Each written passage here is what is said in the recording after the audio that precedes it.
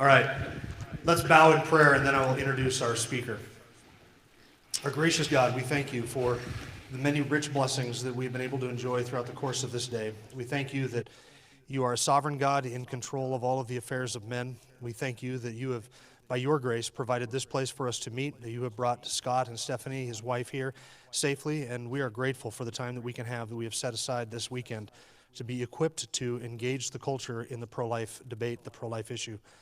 Though we are convinced that abortion is morally wrong, we pray that our time spent throughout this weekend may equip us to defend that, to explain that, and to present the gospel alongside of that case for life.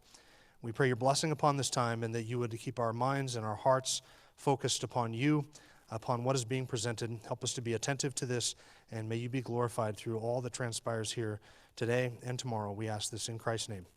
Amen. Scott Klusendorf travels throughout the United States and Canada training pro-life advocates to persuasively defend their views in the public square. Scott has appeared on nationally syndicated Christian programs such as Dr. James Dobson's Focus on the Family, the Albert Mohler radio program, Lee Strobel's Faith Under Fire, Hank Hanegraaff's The Bible Answer Man, D. James Kennedy's Truths That Transform, Richard Land's For Faith and Family, Tim Wildman's American Family Radio, Kirby Anderson's Point of View, Todd Wilkins' Issues, etc., Todd Friel's Way of the Master and Wretched Radio, Billy Graham's Hour of Decision, and Moody Radio's Primetime America with David Wheatley. There's quite a list, isn't it? And it just goes on. He has participated in numerous secular talk show appearances on KABC out of Los Angeles, the Leslie Permau Show, listened to broadly in the Edmonton area, and Radio America's nationally syndicated program, The Greg Knapp Experience. Nationally, Scott has participated in numerous debates at the collegiate level. His debate opponents have included Nadine Strawson, president of the ACLU from 1991 to 2008, Catherine Colbert, an attorney that has argued for abortion rights in the United States Supreme Court case, and Kathy Neer, president of Planned Parenthood of California. Scott has debated or lectured to student groups at over 80 colleges and universities, including Stanford, USC, UCLA, Johns Hopkins, Loyola Marymount Law School, West Virginia Medical School, MIT, U.S. Air Force Academy, Caltech, UC Berkeley, and the University of North Carolina. Each year, thousands of students at Protestant and Catholic high schools are trained by Scott to make a persuasive case for life as part of their worldview training prior to college. He provided the same training to students at Summit Ministries and Focus on the Family Institute. Scott is the author of The Case for Life and Stand for Life, released in December 2012. Scott has also published articles on the pro-life apologetics in the Christian Research Journal, Clear Thinking, Focus on the Family Citizen, and the Conservative Theological Journal. He is a graduate of UCLA with honors and holds a master's degree in Christian apologetics from Biola University. He has 4 children and lives in Atlanta, Georgia, with his wife Stephanie, who also has joined us here tonight. She's sitting right here in the front, so say hi to her. I first heard Scott on a Stand to Reason, STR podcast with Greg Koukl back in the 1990s. And I wrote this in the little booklet that you got, all the way through high school, I've been a pro-life as long as I can remember, but all the way through high school, I engaged people on the pro-life issue, argued with people who were advocating for abortion, other students and teachers, etc., while in high school, but never felt that I was really able to clearly articulate a pro-life point of view. Being a brand new Christian and not well equipped in either apologetics or philosophy or moral reasoning or anything like that, I was able to basically take a stand for life, but never really clearly articulate why it is that we are pro-life and how to defend against common abortion arguments. Then in the late 1990s, when I first was exposed to Stand to Reason, I heard Scott Klusendorf on the radio with Greg Koukl. How many of you know who Greg Koukl is with Stand to Reason? Yep, because we've taken our youth through the tactics in defending the faith that Greg Koukl produces with STR. I heard Scott on Greg Koukl's podcast, and it was a 1-hour radio segment. And I thought to myself, where has this been all of my life? Why did I not hear this? Why has this not been made clearer for me? And from that point forward, Scott doesn't know it, but I have stalked him. I've stalked him on Facebook. I have stalked his ministry. I watched him at STR. I got the Making Abortion Unthinkable video curriculum that they produced with STR. I've watched his ministry. I'm subscribed to his newsletter. I've watched his debates with Nadine Strawson. I have seen his presentations. I've listened to him every time I see that he's on a radio broadcast. I'll always listen to it because being refined well in this area of Christian apologetics is essential in today's age to make the case for life. So I contacted Scott about a year before we moved into the building, and I said, when we moved into the building, I was friends with him on Facebook. I said, we're having you up to do a conference on the pro-life issue. And he said, just tell me when. So when we got ready to move in, I contacted him. I said, it's when. So here it is and the date, and we've known about this for about 18 months. So I've been looking forward to this with great anticipation. Please welcome Scott Klusendorf.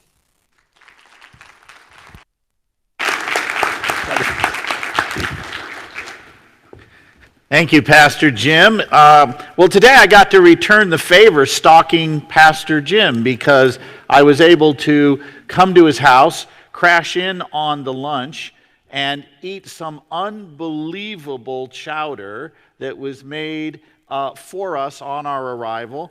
And I got to tell you, not only that, I borrowed or stole their car, which we are using while we're here. So I have paid back my stalking debt. How many of you have ever been in an argument, you were winning, the Lord knew you were winning, every rational mind in the universe knew you were winning, and the person you were conversing with changed the subject? Those of you that are married, I expect to see a lot of hands go up right now. How many? Come on now. All right. Now, how many of you, when you were losing the argument, you changed the subject? Can I see your hands?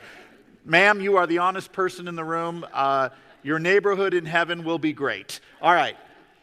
We're going to talk tonight and tomorrow about a topic where people want to change the topic. And let me tell you in a sentence what the biggest problem is with abortion in the United States. Nobody talks about abortion.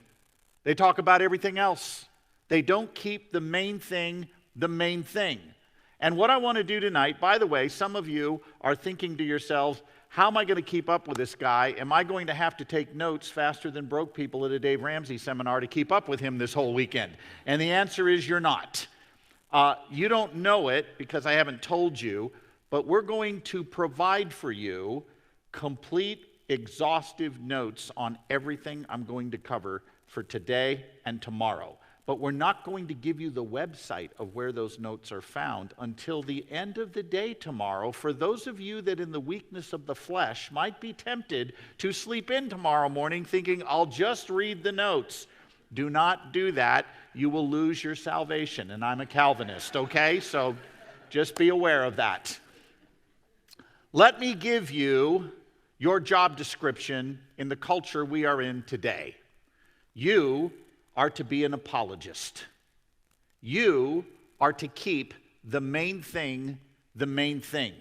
In a culture where people want to change the subject, your job on abortion is to keep the main thing the main thing. And by the time we're done here, you're going to know how to do that. And it's not as hard as you think. And I want to begin by giving you the 3 most important words for a pro-life apologist. An apologist is someone who gives a defense for what they believe. That's what an apologist is. It's not someone who runs around and says, I'm sorry all the time. It's someone who makes a defense for what they believe. Here are the 3 most important words if you're going to be an apologist. Word number 1, syllogism. Somebody going, whoa, wait a minute. I just loaded up on carbs and you're throwing philosophy at me? Bear with me. You use syllogisms all the time. Premise, conclusion. Socrates is a man. All men are mortal. Therefore, Socrates is mortal. For those of you students that are here, you have had syllogisms used against you. Dad, can I borrow the car keys Friday night? No, son, you may not. Why not? Well, we made a deal that driving privileges were predicated upon you having good grades. You do not have good grades. Therefore, you will not drive. That's a syllogism, a most unfortunate one for some of you, but a syllogism. Pro-lifers have a syllogism we're going to look at in just a moment. Word number 2, syllogism. Anybody want to guess what the third word's going to be? You are all prophets. Yes, syllogism. Syllogism, syllogism, syllogism. And I'm about to give you that pro-life syllogism and tell you why it's key. So here it is. Here's the pro-life syllogism. Premise number 1, or if you want to abbreviate, P1. It is wrong to intentionally kill an innocent human being. It is wrong to intentionally kill an innocent human being. Premise 2, abortion intentionally kills an innocent human being. Abortion intentionally kills an innocent human being. Conclusion? Therefore, abortion's wrong. It's wrong to intentionally kill innocent human beings. Abortion does that, therefore it's wrong. Now, why is it so important that we as pro-life apologists stick to that syllogism like glue? Not only normal glue, gorilla glue. Why? Because we're among people who will constantly change the subject. Let me give you an example. My favorite philosopher, comedian Roseanne Barr, said the following: "You know who I can't stand? It's the people who are anti-abortion. I hate them.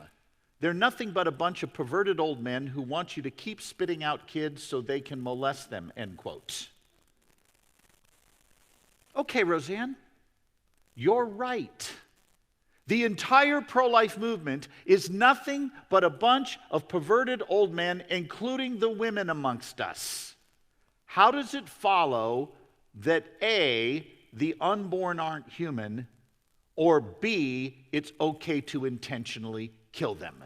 Do you see the problem with what Roseanne said? She did nothing to refute our syllogism. She changed the subject to attack personally people she didn't like. That's what I'm talking about. And your ability to stick to this syllogism will make or break you as a pro-life apologist. If you forget this syllogism, you will chase a million different rabbit trails. People will throw everything under the sun at you when the topic is abortion, and they won't keep the main thing the main thing. That's on you to do. And your ability to direct them back to that syllogism, which we will spend the next couple of days helping you do, is what's going to bring clarity to them. And I have another thing to say. This seminar is not about giving you tools of thought where you're going to become like a Western gunfighter in the old Western movies where you can simply gun down anybody in the street that challenges you. That's not how Christian apologetics works. There was a popular movie a while ago where you see a student stand up and give a presentation in a college classroom, a secular university classroom, and he defends the Christian worldview, and the whole class comes over to his side of the view. I'm here to tell you that is not the real world. It's not the world we live in. You know what your job is as a pro-life apologist? It's not to close the sale. Don't raise your hands, but let me ask you a question. On evangelism, how many people have you won to the Lord? Don't raise your hand. How many? The same as I have. 0. Because it's God who saves people. He uses his ambassadors to convey truth, but it's only the Holy Spirit that can make that truth alive and bring that person from darkness to light. When it comes to the pro-life issue, your job is not to close the deal on the spot. The great arguer, William Rusher, the guy who wrote the argument, How to Win Arguments More Often Than Not, said in his book that is a standard teaching text on winning arguments, that arguments are almost never won on the spot. You know where they're won? 2-3 weeks later, when the person you were conversing with admits to themselves in the privacy of maybe the drive-thru at McDonald's or maybe Taco Bell that you were right. That's when the argument is won. I mean, those of you that are married, come on. When you have a dispute with your spouse and they are right and you are wrong, do you slap yourself on the knee and say, honey, I'm so glad that Jesus put you in my life to straighten out my twisted thinking? Is that what you do immediately? That's not what you do immediately. What you do is you have to process this. There's a couple of hours or days of uncomfortableness while you work it through, and then things get along, right? This is the world we're in. Your job, as my friend Greg Kokel points out, is to put a pebble in their shoe. Ever had a pebble in your shoe when you're out hiking? It wears on you and wears on you until you stop and deal with it. And so what we're going to do tonight is look at the 3 questions that will help you make a case for life on hostile turf. Help you put a pebble in their shoe that gives them something to think about. It's not about having all the right answers. It's about making a case that gives them something to think about. That's what we're going to look at today. Now, why does this matter politically for where we are right now as a nation? I'll tell you why. As you have noticed, the abortion issue is heating up. It's heating up big time. In fact, you've got people yelling at each other all kinds of things. In my state of Georgia, the movie industry, which has moved there en masse to avoid paying taxes in California. By the way, Hollywood is no longer in California. It is actually now in southern states because they can make movies there and not pay taxes. But then, when the conservative governors sign pro-life bills, the movie industry gets all mad. And so in my neck of the woods, the movie industry said to Brian Kemp, our governor, if you sign that heartbeat bill restricting abortion, we're going to leave and not do movies here. And the governor simply said, hey, given a choice between movies being made here or the kids, we're going to go with the kids. You do your own thing. Now, nobody has left Georgia, by the way, making movies. These are all just empty threats. When you push back, they actually back off. But the point is, it's heating up. Why? For this reason. We are in a house-divided moment right now, unlike anything we've seen for 160 years. Because the federal courts appear to be signaling that they're going to return the abortion issue in some measure to the states, like it was before Roe v. Wade. What happened in Roe v. Wade is the federal courts took the issue away from the legislative and executive branches of government and said, we alone will deal with abortion. Now that the courts seem to be pushing it back toward the individual states, this is what's happening. People on the other side of the issue are panicking that in some states, abortion rights are going to get pulled back. We are in a house-divided moment because for the first time, we're now arguing about who counts as one of us.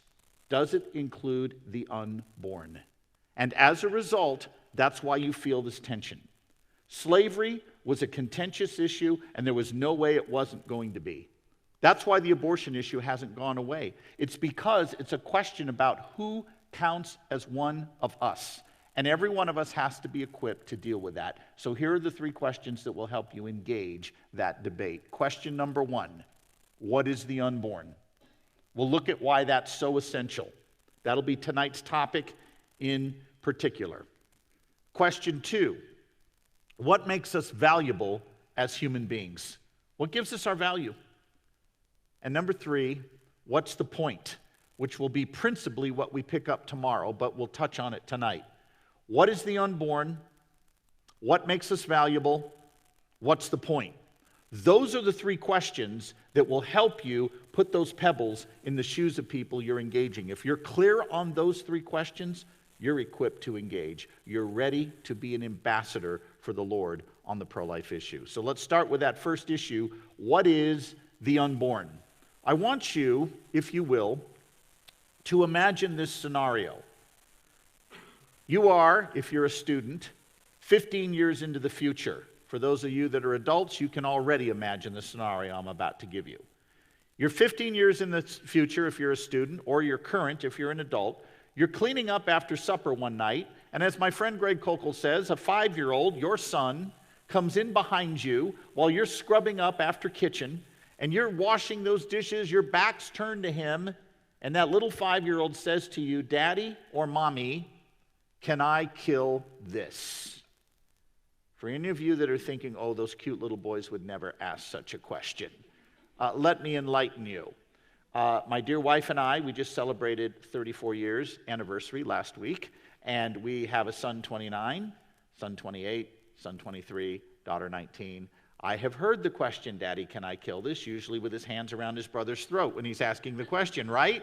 You would never in a billion years say, sure, son, have at it, till you answered that predicate question, what has he got? You know what we just did? We just solved the abortion issue. We can all go home. No. How do we solve the abortion issue? Can we kill the unborn? You know what your answer should be? Yes. Yes. We can kill the unborn. If what? If the unborn are not human. But you gotta answer the question, what is the unborn, before you answer the question, can I kill the unborn? And it's that question our culture wants to ignore. Do you have I'm gonna pick on you for a moment. Do you have a brother? What's his name?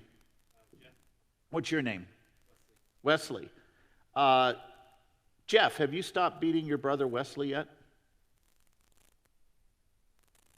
He doesn't know. Would you extend your hand and pray for him right now? No. Have you? You have. What led to that improvement of behavior? Told you not to, and that was enough for you to stop. Okay, so you're a good son. By the way, thank you for letting me pick on you. I reward everyone that I pick on. So I have a copy here of my book, Stand for Life, that I have signed for you, and this is yours. So there you go. Thank you. Who else would like to get picked on right now tonight? Yeah, I thought so, but that's not on the table. So now, was my question fair, yes or no? What was unfair about it? What did I assume? That he beats his brother. How much evidence did I give you that he beats his brother? None. I just assumed it. I gave no evidence, no case, nothing. I just assumed it. And this is what people do with the unborn all the time. They simply assume the unborn aren't human. They don't argue for it. This is a fallacy known as begging the question, where you assume what you're trying to prove. So let me give you some examples of this. The President of the United States 6 years ago, the previous president, on the anniversary of Roe versus Wade, the Supreme Court case that legalized abortion in this country through all of pregnancy, on the anniversary of that decision, the President of the United States said the following: "Today is a day that all Americans should celebrate." Oh, why is that, Mr. President? Listen to his words, quote, "Because this is a nation where everyone gets to pursue their own dreams," end quote. Whoa. Mr. President, does, quote, "everyone" include the unborn? He simply assumed they weren't human. He didn't argue for it. He just assumed it. A century and a half ago, in a jaw-dropping passage from The Adventures of Huckleberry Finn, which some of you have read, you may recall a passage where Huck Finn has been out on one of his adventures, and he happens on the property of Aunt Sally.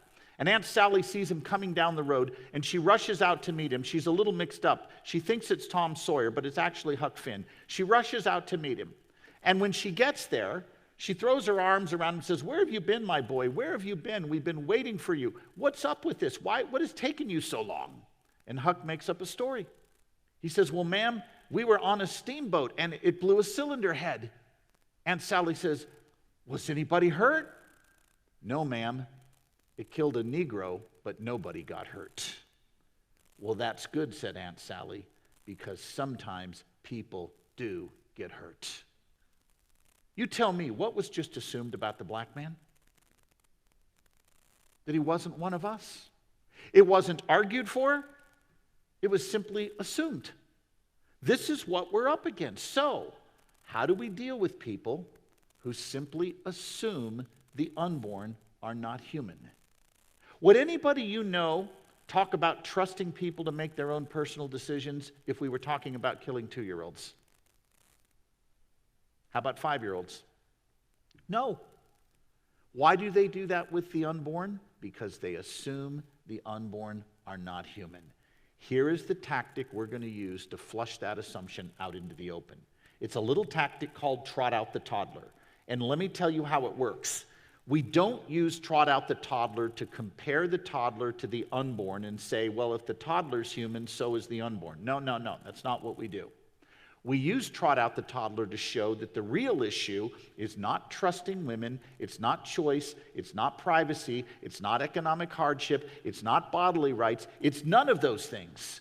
The real issue is, what is the unborn? And we use trot out the toddler to clarify that. So let's try one. Let's say somebody comes to you, or I'll use myself as an example. Somebody comes to me and says, well, why don't you trust women to make their own personal decisions? I don't get defensive. The first thing that goes through my mind is, would this work as a good argument for killing a toddler? If the answer is no, the person I'm conversing with is assuming the unborn are not human, like that toddler. So the first words out of my mouth, I put my hand at about knee level, and I say, pretend I have a 2-year-old in front of me. His parents want the choice to rough him up in the privacy of the bedroom, and they think we should trust them to make their own personal decisions. Should we let them do it? Well, no, you can't do that. Why not? Well, because he's a human being. Ah, and you should say that musically. Now, you'll do it better than me, because when I sing, things die, but you get the idea. What? If the unborn are human, like that toddler, should we kill them in the name of privacy any more than we'd kill a toddler for that reason? Oh, but that's different. The unborn aren't human, the toddler is. You may be right about that. You could be right about that, but you're going to have to argue for it. You can't just assume it. You've got to answer the question, what is the unborn, before you answer the question, can we kill them? So let's try one together. You're in a conversation with a neighbor. The neighbor says to you, I just don't get you pro-lifers. You would take a poor woman who can't afford another child. She's already got 10 kids, and you're going to force her to bring another child into this world that she can't afford to feed? Stop right there. What was just assumed about the unborn? Listen to her language. Force this woman to bring another child into this world? We think she already has a child, right? The question is, what's she going to do with him? So trot out your toddler. I have a 2-year-old in front of me. His parents can't afford to feed him. In fact, they'd like to balance the checkbook at the end of the month by eliminating the toddler. Should they be allowed to do it? What's the answer going to be? No, you can't do that. Your reply? Not you're too anxious, some of you. Too anxious, I get it. Why not? Well, because he's a human being. You do sound better than me at that. What? Well, if the unborn are human, like that toddler, we shouldn't kill them in the name of economic hardship any more than we'd kill the toddler for that reason. Oh, but that's different. The unborn aren't human, the toddler is. You could be right about that. It's possible I'm wrong about the unborn being human, but you can't just assume that the unborn aren't human. You've got to argue for it. Now, let me ask you a question. Have I even argued for the pro-life view yet? No. All I've done is clarify the issue. The issue is not choice. The issue is not privacy. The issue is not trusting women. It's not economic hardship. Nobody kills 2-year-olds to feed 5-year-olds. It's not about child abuse and unwantedness. Nobody kills a 2-year-old so that he's not unwanted at age 10. They only kill a human fetus for that reason. Why? Because they assume the unborn are not human. And we're not going to let them get away with that. Trot out your toddler, not to argue your case, but to make the debate point clear. Keep the main thing the main thing. The main thing is the status of the unborn. That's it. That's it. What is the unborn? I'll give you an answer now. I'm going to shock a few of you. I'm not going to go to the Bible to answer that question. And neither should you. We're not asking how we value the unborn yet. There, we do need Scripture. We're simply asking, what kind of thing is this? If you go home tonight and you see a 4-legged critter running across your block wall, and it's late at night and you can't see, you don't go to Scripture to find out what that thing is. You consult biology. We're going to do the same thing. We're going to consult the science of embryology. What does the science of embryology say? Now, in the notes that you're going to get when you all come back tomorrow and you're with us till the end of the day to secure your salvation, when we give you those notes, you will get the footnote references for the embryology textbooks I'm summarizing right now. What does the science of embryology say about each of us from the very beginning? Here's what it says. From the earliest stages of development, from the one-cell stage, you were a distinct, living, and whole human being. You were distinct in that you were not part of the mother's body. You had your own DNA, often you had your own blood type, half the time a different gender.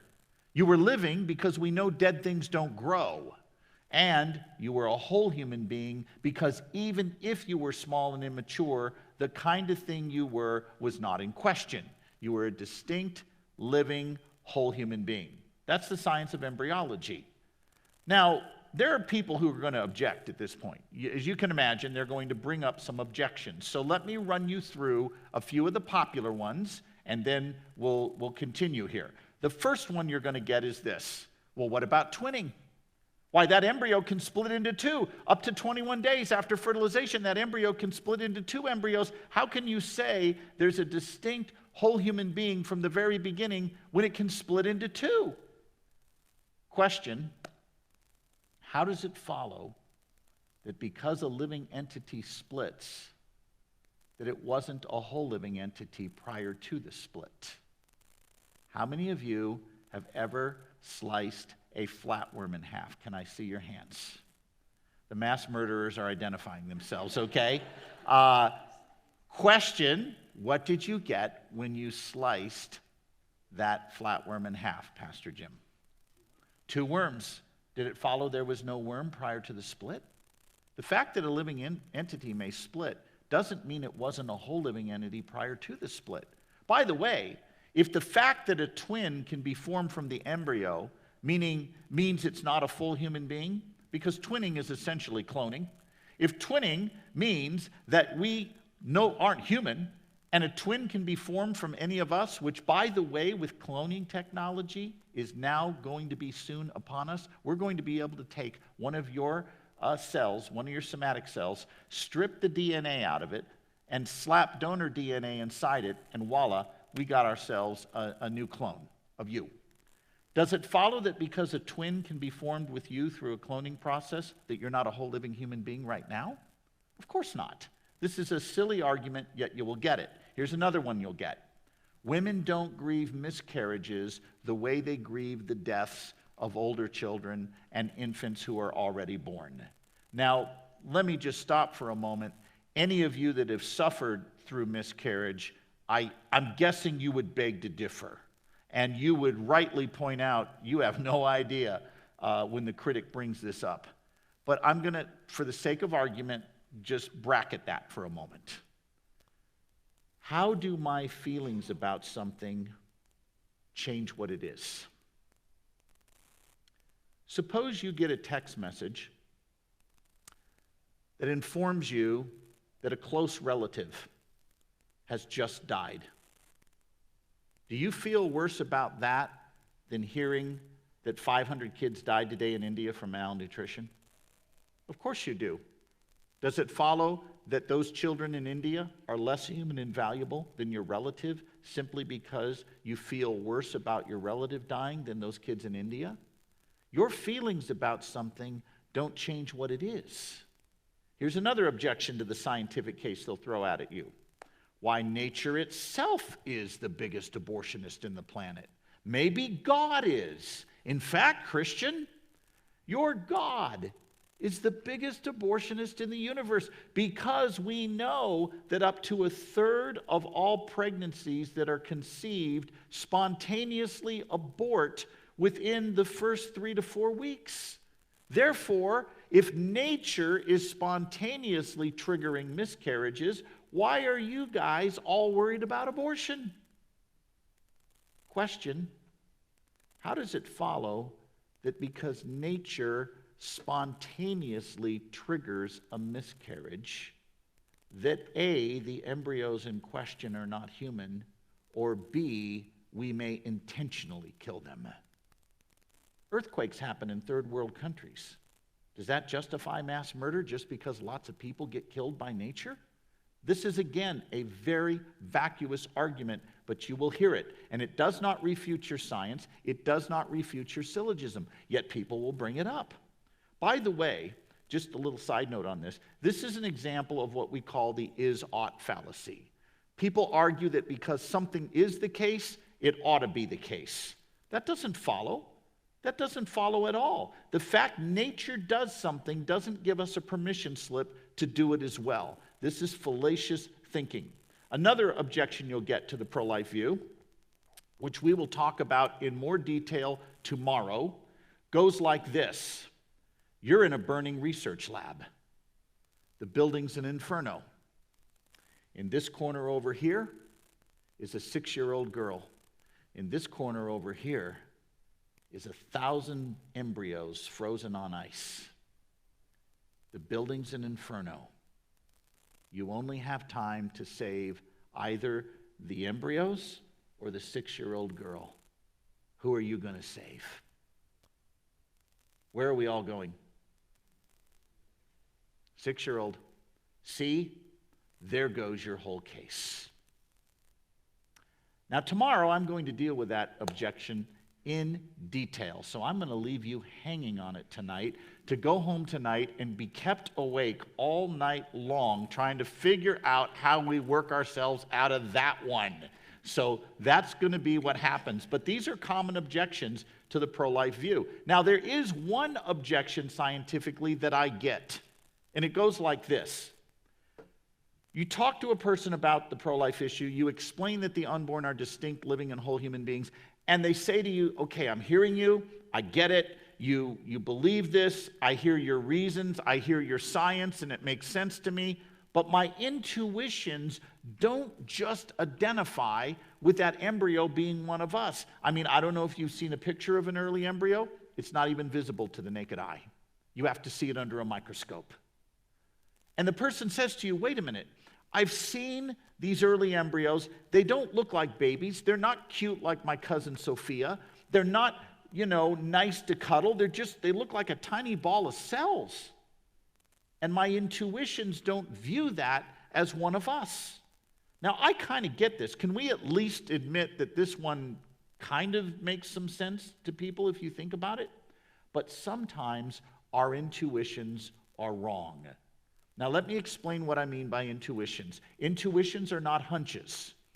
A lot of people think they are. What we mean philosophically is something you're justified believing that you naturally don't have to defend. But in this case, the intuition is mistaken. And here's an example that will illustrate this.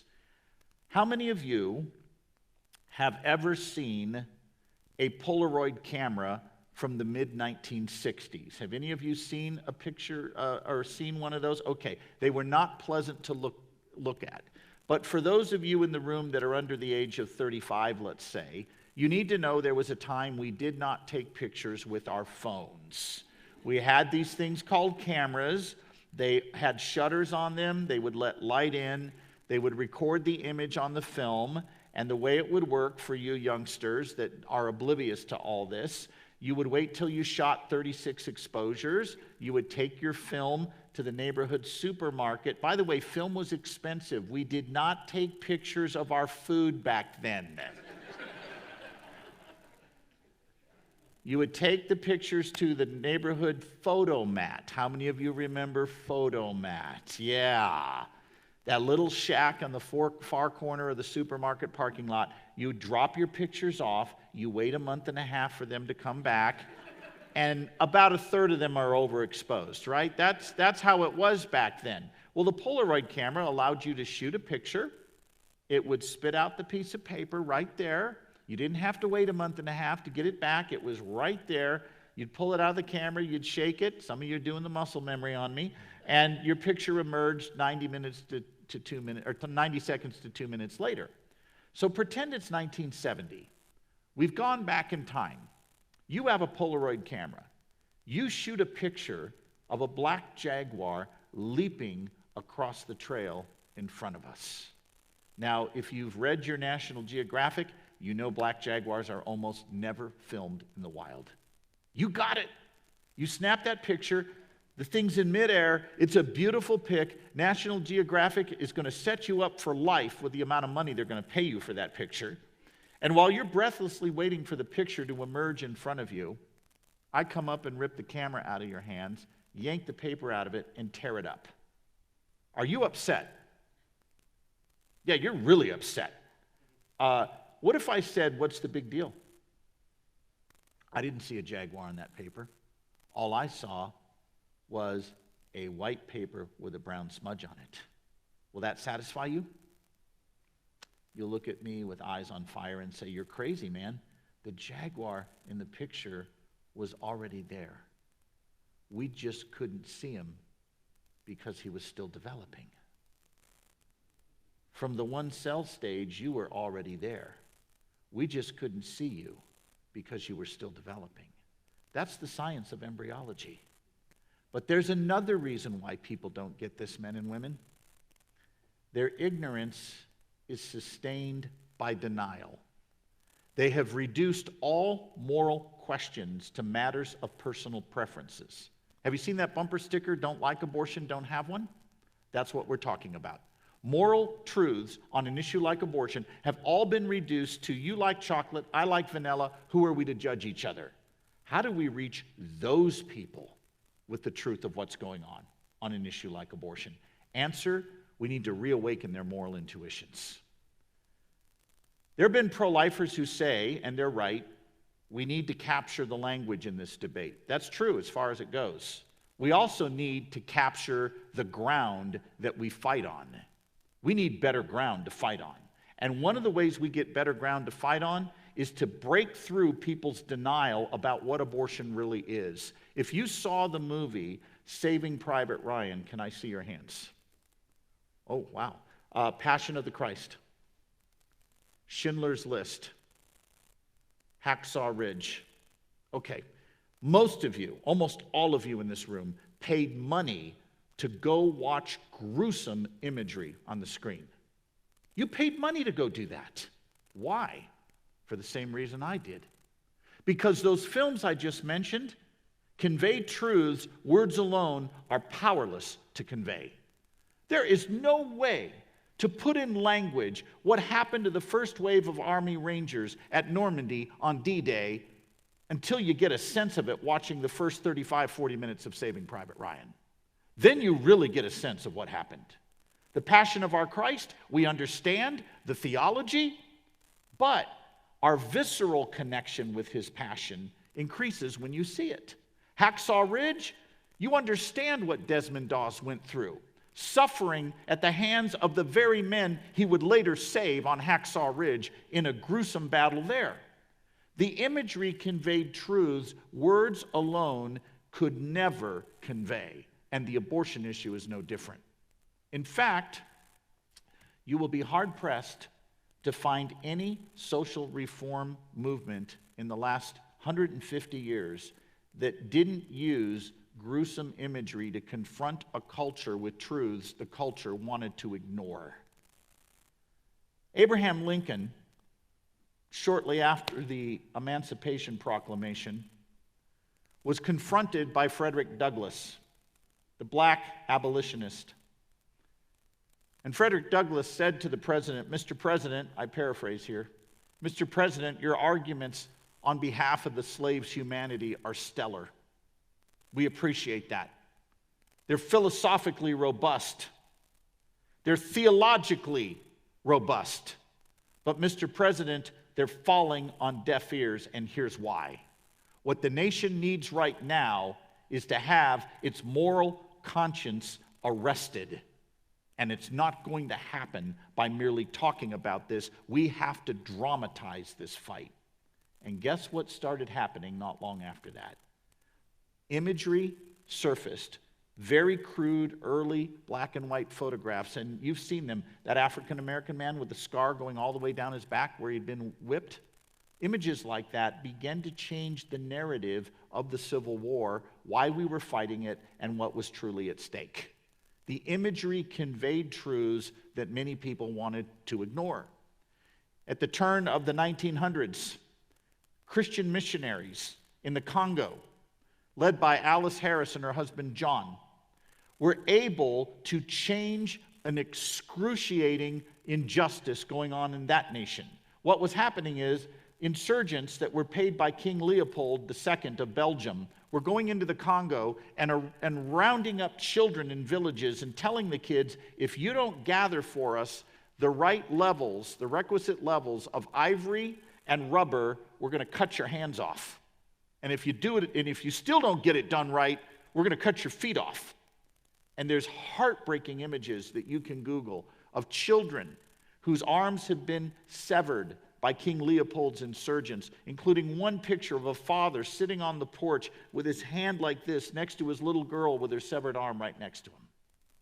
Christian missionaries smuggled those pictures out of the Congo, and within 7 years, King Leopold was out of business in the Congo. In other words, the images conveyed truths that words were powerless to explain, and the abortion issue is no different. In just a moment, I'm going to roll for you a 55-second clip. And this clip viewing is completely optional. You do not need to watch it. If you do watch it, let me tell you exactly what you'll see. You will see a first, second, and third trimester fetus that has been aborted. You will not see an abortion procedure, but you will see the aftermath. And I want to warn you up front, it's disturbing viewing.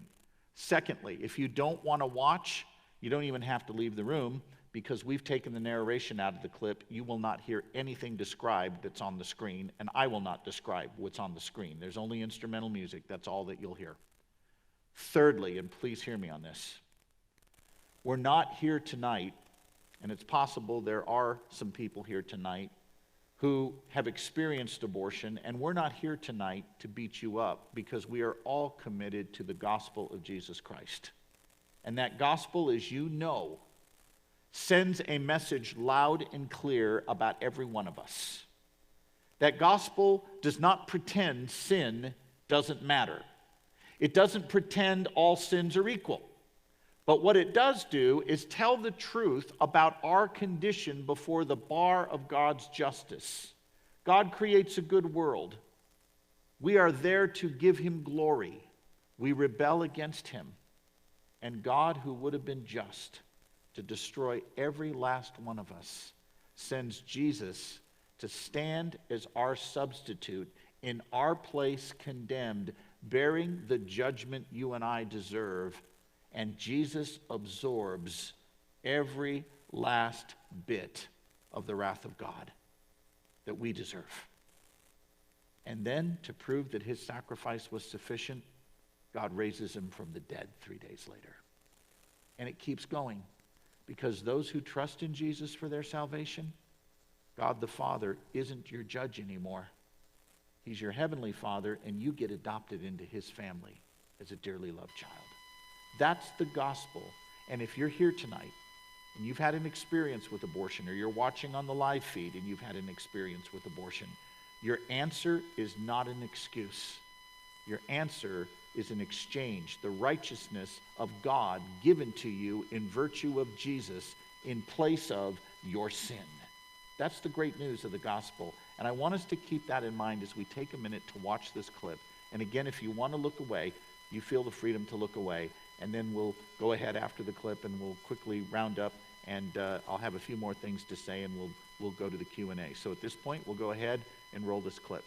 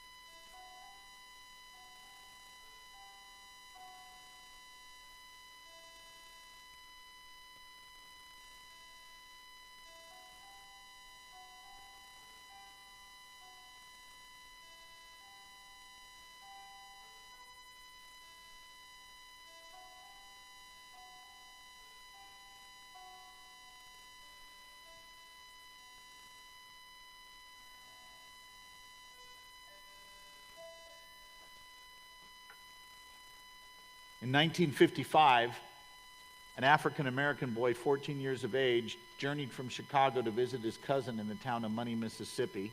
He took the train down there. He gets off the train in the middle of that summer of 1955, and when his cousin greets him at the station, one of the first things he does is start bragging about his 2 white girlfriends back home in Chicago. You know 14-year-old boys, they're prone for that. The cousin and the cousin's friend said, "We don't believe you. We don't even speak to white girls down here, let alone date them." And when Emmett persisted in saying he had 2 white girlfriends, they said, "We dare you to talk to a white girl down here." That afternoon, Emmett, the cousin, group of boys from Money, Mississippi, go into Bryant's grocery store in downtown Money, Mississippi. And as recorded in the video series, Eyes on the Prize, Emmett walks up to the counter, looks at the 21-year-old white clerk behind the counter who was married, and he says to her as he purchases his piece of gum, "Thanks, babe," and he flashes her a big smile, flirtatious but innocent smile, and we think no big deal. Big deal in 1955 if you were black and you did that. 2 nights later, that boy is taken at gunpoint from his uncle's home where he was spending the summer. The woman's husband and another man drive him outside Money, Mississippi. They savagely beat him, break every bone in his upper torso. And after several hours of torturing him, they finish him with a shot to the head and throw his corpse into the river. The local sheriff discovers the body, presumably 3 to 4 days later. He cannot believe the sight of this kid. He takes what is left of Emmett and puts him in a wooden box, not even a coffin, just a wooden box. And he puts a note on there to Mamie Till, Emmett's mother, that reads, "Don't open this, you won't like what you see." And when Mamie Till gets the body back in Chicago, she shocked the world with an announcement that there would be a public funeral for her son, and it would be an open casket funeral. The newspaper press went ballistic. "You can't do this. You'll upset people. You'll offend people. Do you understand the condition your boy is in?" And she said, "I know people will be upset, but I want the whole world to see what they did to my boy." And that image of Emmett Till, which you can Google when you go home tonight, that image, that gruesome image, be warned, launched the civil rights movement in this country. 3 months later, Rosa Parks is told to go to the back of the bus because she's black. What gave her the courage to stand her ground? She told us in her memoirs, "I couldn't get the picture of that boy out of my head." What boy? Emmett. Why do we show images like this? Not to beat people up emotionally, but because I'm convinced, men and women, if pro-life Christians don't lovingly but truthfully open the casket on abortion, this nation will continue to tolerate injustice it never has to look at. But as Christians, we have another duty. We not only open the casket on abortion, we open the truth of God's word that sinners can be reconciled to their Creator because Jesus stood in their place condemned and bore the judgment they deserve. We give them hope at the same time we give truth. That's what a persuasive, gospel-centered, pro-life apologetic looks like. Second question we need to look at, and I'll rapidly move through these last two. What makes humans valuable? We've answered the question, what is the unborn? Our next question to answer in a hostile culture is what makes us valuable. Now, in just a minute, I want you to look around the room and stare at some people, but not yet. So all of you students that are here, if you've noticed someone that's really cute, maybe you've thought all along, I really like that person, and I'd like to make eye contact with them, this will be your God-sanctified moment right here in the sanctuary of this church to make eye contact. And by the way, don't laugh. I met my wife at church in precisely this kind of situation, so this can work for you, all right? Single people, 34 years, so get ready. Ready? 1, 2, 3, go ahead, give some stares to people. Dudes, if you're looking at me, you're looking at the wrong place, okay? Go ahead. Look around the room, stare. All right, question, what makes us equal? Are we all physically equal? Not a chance. 2 years ago, at age 57, I did something insane. I went back to the high school where I played basketball and played on the alumni team against the current student basketball team. Don't laugh, we beat them by 24 points. Yeah, it's called old man smarts. You plug the middle, make them take terrible shots, slow the pace to molasses. Oh, and it helps that we had recent grads with fresh legs. I got one shot off in that game, only one. A three-pointer, I drained it, nothing but net, had a rebound and 2 assists. And you're thinking, that's nothing, man. I could do that in my sleep. But when you're 57, your single objective for that basketball game is to avoid hospitalization, right? So the fact that that worked out for me was quite nice. Now, if I had to go one-on-one against a bunch of you I'm looking at right now, I'd be in deep doo-doo. Because, did I just say doo-doo from the pulpit? No, that. Boy, that's bad. Okay. You'd be in deep trouble. Edit tape at that point. You'd be in deep trouble. I'd be in deep trouble, I should say, because I don't have the speed and agility to keep up with you anymore. But men and women, if Planned Parenthood is right, that we can intentionally kill a human fetus because it's not developed the way we are, if they're right that your development is what gives you your value and you have more of it than me, you have a greater right to life than me, and human equality is out the window. Are we all equally self-aware right now? How many of you had coffee tonight?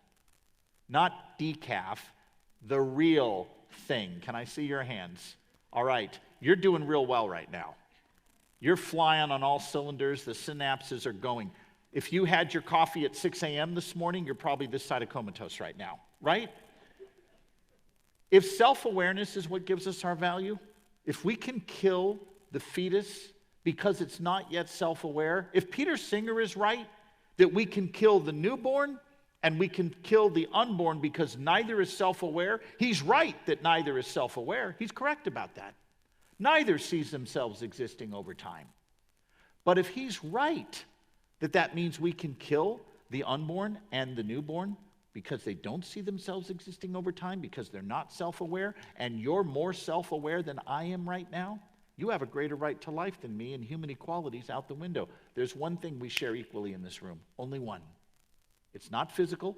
It doesn't come in degrees. It doesn't come and go. One thing, as you were staring at each other around the room, that we share equally. That is this. We all have the same human nature. Now, as Christians, we know that human nature bears the image of God. What's a human nature? Well, all living things have natures. Your pet goldfish has a goldfish nature. Your dog has a dog nature. Cats, I now believe, have satanic natures. You have a human nature. Your human nature determines the kind of thing you are. My cat destroyed a leather jacket of mine, and I do not have the votes in my house to push through cat adoption. So I am stuck with that cat, therefore I will simply redefine its nature. You have a human nature that determines the kind of thing you are. And that human nature is something you either have or don't have. It's not a degreed property. If you don't have it, guess what? You're now dead.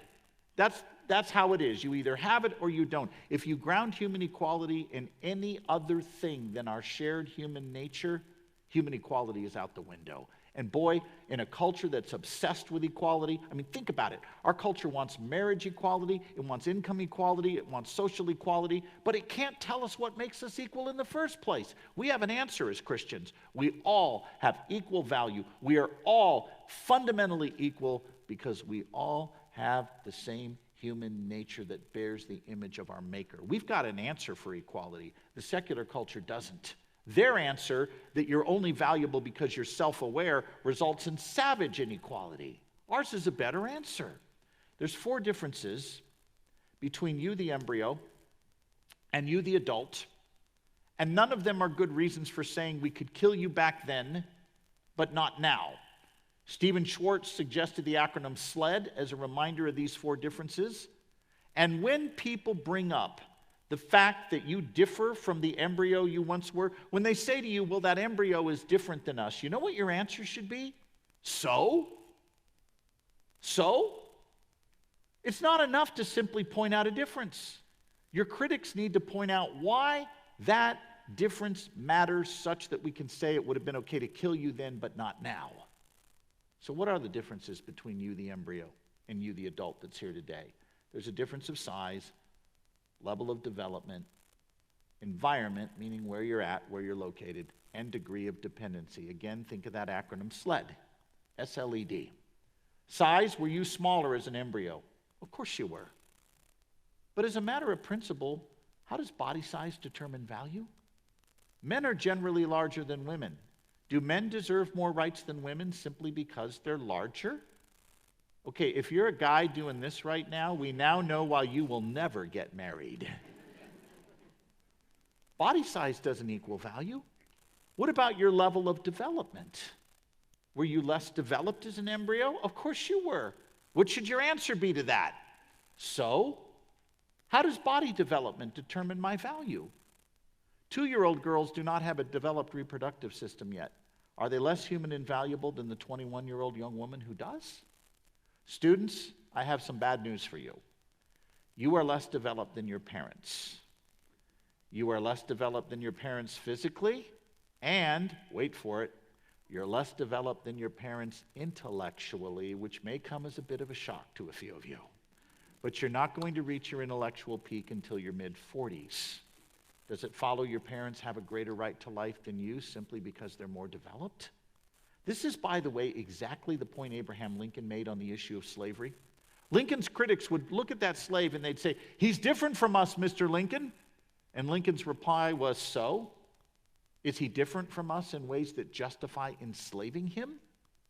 And Lincoln said the following, I'll quote him, quote, "You say man A is white, man B is dark. Oh, it is skin color then?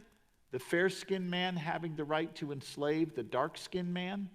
Take care, by that rule, you're a slave to the first person you meet with skin fairer than your own.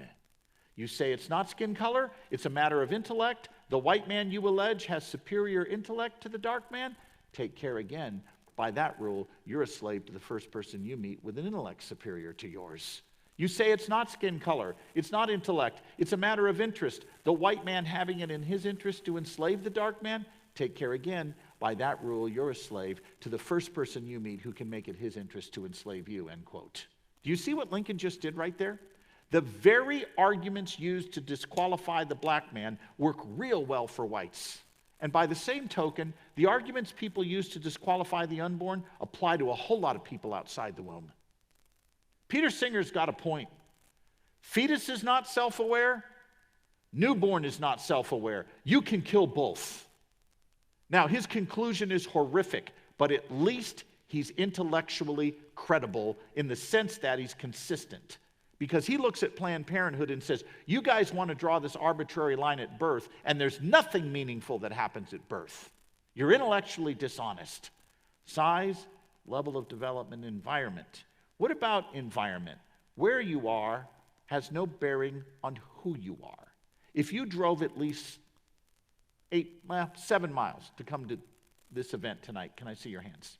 You drove at least 7 miles. 17 miles. 27 miles.